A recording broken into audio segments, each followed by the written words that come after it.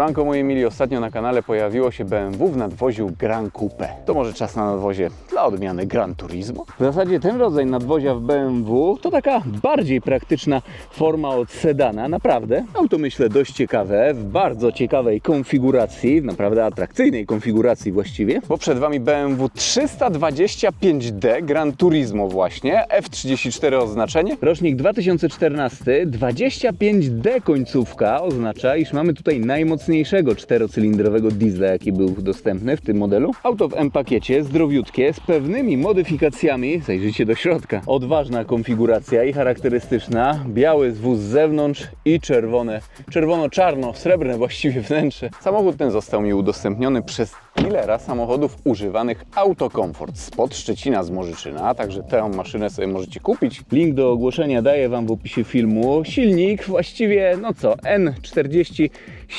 auto ma 260 000 km przebiegu, ale chyba 12 000 km temu był wymieniany rozrząd. Wiecie, no na 100% pojawią się komentarze dotyczące rozrządów N47, także już na wstępie wolę rozwiać tej wątpliwości. BMW trójka Gran Turismo to ogólnie taka trójka w sedanie, ale mocno zmodyfikowana, większa, ponad 4,8 metra długości. Sam nie wiem, nie porównywałem tego, ale wydaje mi się, iż płyta podłogowa została tutaj troszeczkę wydłużona. Mamy w ogóle więcej miejsca w środku, większy bagażnik. Jeśli chodzi o design i projekt tego samochodu, no to cóż, są gusta i guściki. Taka biednie wyposażona trójka GT wygląda zdecydowanie mniej korzystnie, chociaż czy to auto jest w M-pakiecie, czy też nie, zawsze tutaj będzie wysuwany spoiler.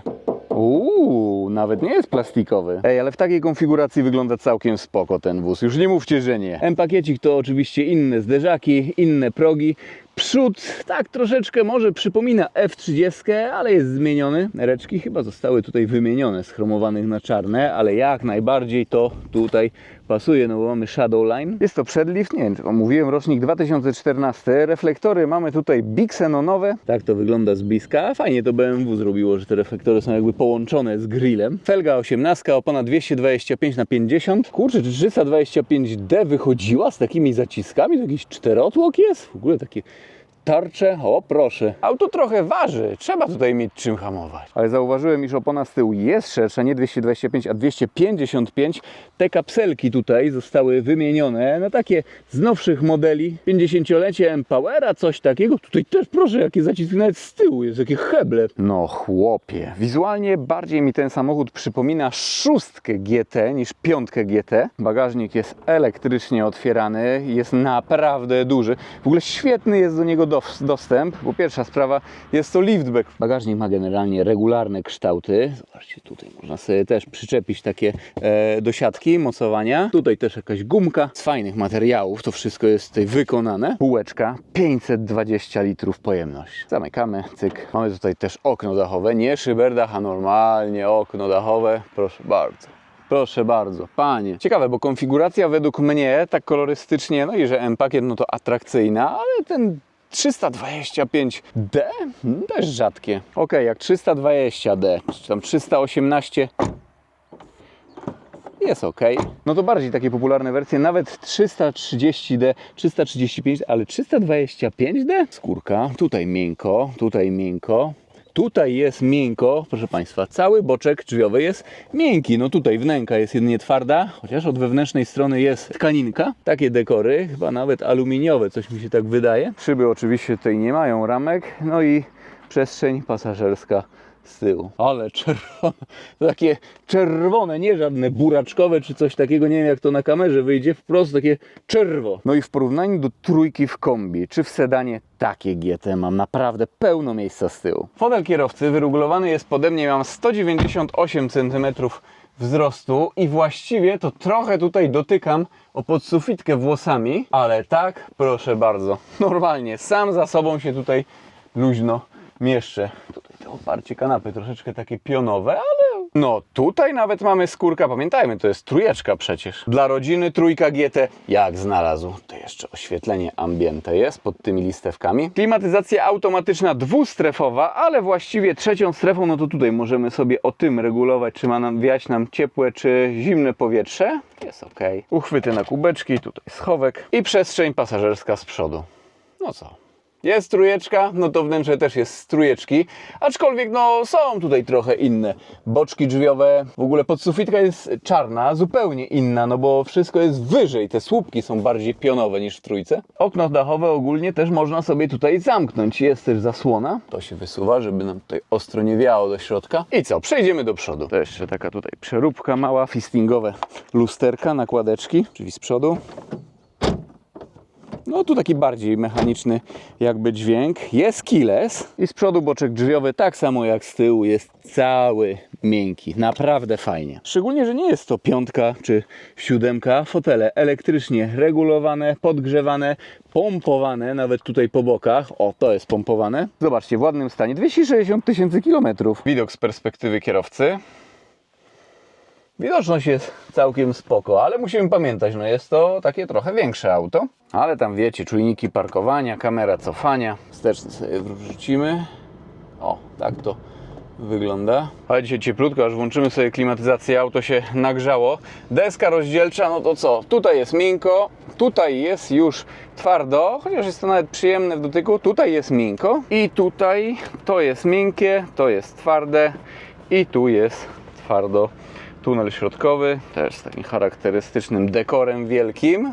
O, tu też dekor. Z bliska proszę, żebyście zobaczyli fakturę. No i co, czy tutaj coś Wam muszę tłumaczyć? Takie normalne BMW z tamtych lat. iDrive, też troszeczkę starszej generacji, ale jest on ekstremalnie prosty w obsłudze. Jeszcze nie mamy tutaj wyświetlacza dotykowego. Wersja z szerokim, większym ekranem. Obsługuje się to wszystko tym oto panelem. Hashtag BMeczka, hashtag Bawaria. Gałęcjusz, skrzynia automatyczna, ZF8 HP. O, cyk, cyk, cyk, joysticzek taki. Tutaj byłaby kieptacka, ale nie mamy zestawu dla palących i bardzo dobrze nie pali się w samochodzie.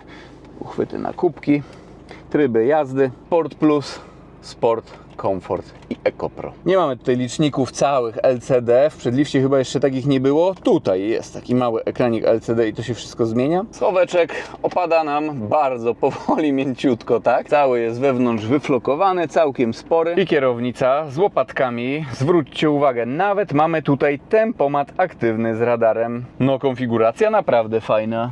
Tutaj jakieś trzymanie, asystent pasa ruchu nawet jest, widzę. No i dobra, możemy gasić, zajrzyjmy jeszcze pod maskę. Maszyna waży 1650 kg, napęd jest tutaj na tył, no i cyk, N47D20D. 218 koni mechanicznych, 450 Nm w serii, 8-stopniowa skrzynia automatyczna ZF8 HP. Świetnie tutaj się dogaduje z tym silnikiem, wręcz mu pomaga. No. Nawet jak auto wcześniej mierzyłem już raceboxem, to odczułem, iż jest tutaj procedura startowa. Auto nam nie pokazuje, że Launch Control Active czy coś takiego, ale po prostu gdy startujemy z gazu i hamulca, no to zupełnie inaczej wbijają się biegi. No właśnie, jeśli chodzi o sprint do setki, o osiągi, producent deklaruje, iż do paki mamy tu 7,9 sekundy.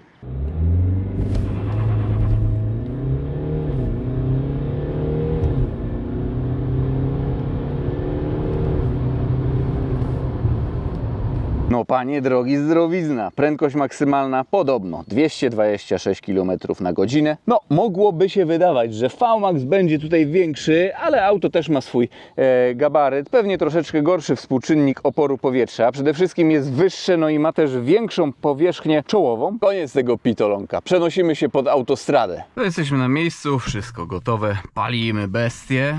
Bestia, kurczę, jak elektrycznie wysuwany spoiler jest z tyłu. Bestia. Jeszcze skasujemy zużycie paliwa. Generalnie jeśli mowa o zużytku, to wyrobimy się mniej więcej tak od 5 do 7,5 litra. Oczywiście gdy będziemy jechać na próbę autostradą wyjdzie więcej, ale gdy będziemy uprawiać też z drugiej strony eco-driving, to wyjdzie mniej niż 5 litrów. Cyk, sport może być. I cyk, sport tutaj też. I lecimy. 100-200, ciekawe jakie będzie. Teraz mamy boczny wiatr. Generalnie ten silniczek nawet ambitnie napędza ten samochód, muszę wam powiedzieć.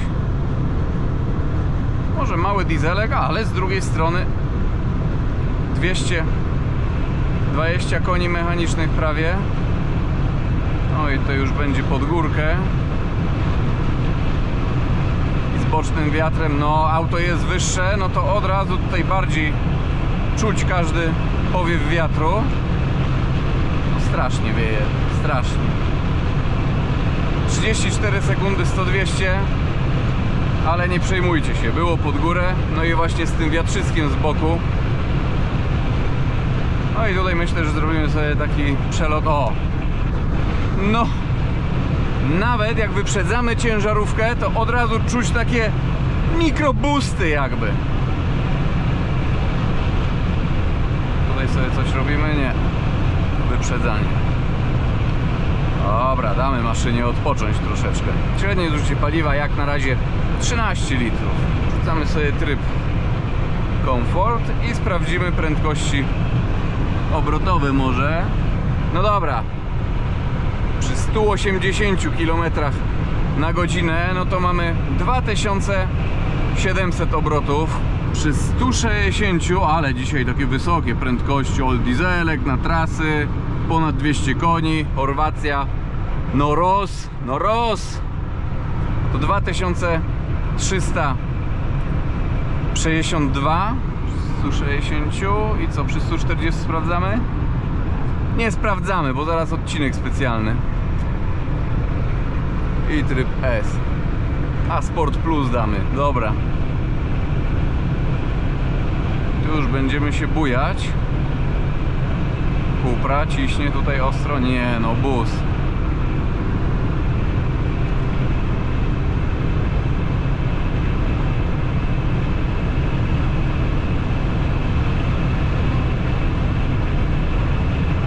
Fajnie auto idzie, ale no czuć, że jest trochę większe. No wiecie, nawet ta prędkość wpisana 226 km na godzinę. Jak na 220 koni to nie jest nie wiadomo ile. A i te boczne wiatrzysko, nawet teraz trochę w mordę jest.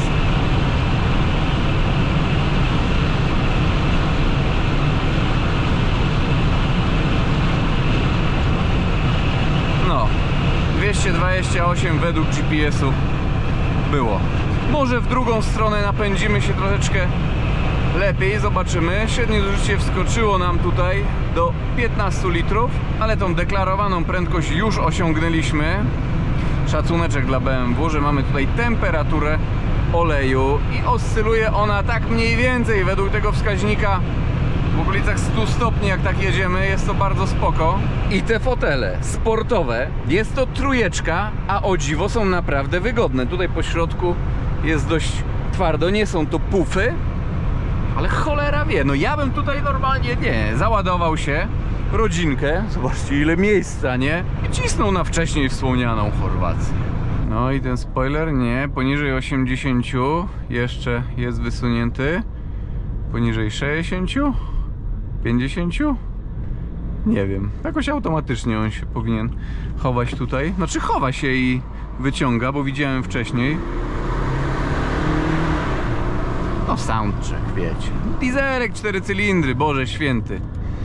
Prowadzenie, trochę czuć tutaj masę, 1650 kg, ale maszyna jest w M-pakiecie, a jest zdecydowanie bardziej komfortowo zestrojona niż trójka w sedanie, czy też w touringu. No to w sumie tak nawet z tej nazwy, no taki wycieczkowiec, to by pasowało nawet, o. Nie no, to jest oczywiście BMW, więc rozkład masy jest tutaj ok i tak dalej, ale jest tak nawet miękko, muszę przyznać. Nie no, jest to BMW, także rozkład masy mamy tutaj zachowany, układ kierowniczy jest spoko, tylko po prostu no jest miękko, jest komfortowo. No i dobra, próbujemy tutaj 100-200. Busik. Skrzynia biegów bardzo ładnie tutaj, bardzo szybko zmienia biegi. Ciekawe, może ktoś jakiś tam stage 1, stage 2 sobie XHP wgrał, ale nie wiem. O Jezus Maria, i ten boczny wiatr, jak ja tego nie lubię. Teraz troszeczkę jesteśmy osłonięci.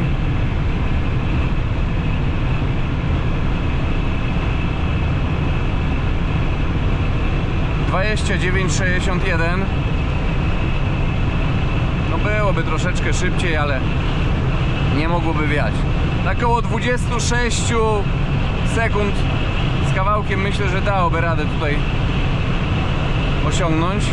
Damy na 7. Na 8, przepraszam. Widzę taki tryb luźnego Ryszarda. Ciągle z bocznym wiatrem, a zobaczcie.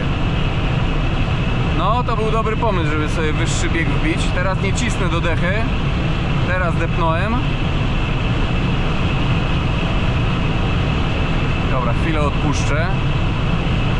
Nie mogę tak maszyny non stop trzymać w opór. Wiecie, ma swoje lata, trochę kilometrów. Nie chcę tego robić. No i dobra. I tutaj coś jeszcze będzie.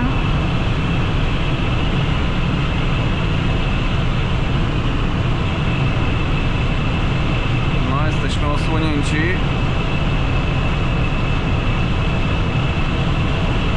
No, panie drogi, 232 km na godzinę według GPS-u. Kurde, z tym 100-200 tak się ciągle zastanawiam, ale chyba w dzisiejszym filmie nie uda nam się tego zmierzyć, ponieważ jest po prostu mocny wiatr z boku. Wyobraźcie sobie, jakbyśmy mieli wiatr w plecy, to jeszcze byśmy tutaj szybciej pojechali nawet. No nic, mam nadzieję, że ten samochód, jak i ta prezentacja z próbą autosalonu, cały pakiet petrochelowy Wam się niesamowicie podobał. Także pozdrawiam i do zobaczenia w jakimś kolejnym filmie, kolejnym odcinku. Na razie, trzymajcie się. Fajna BM-eczka.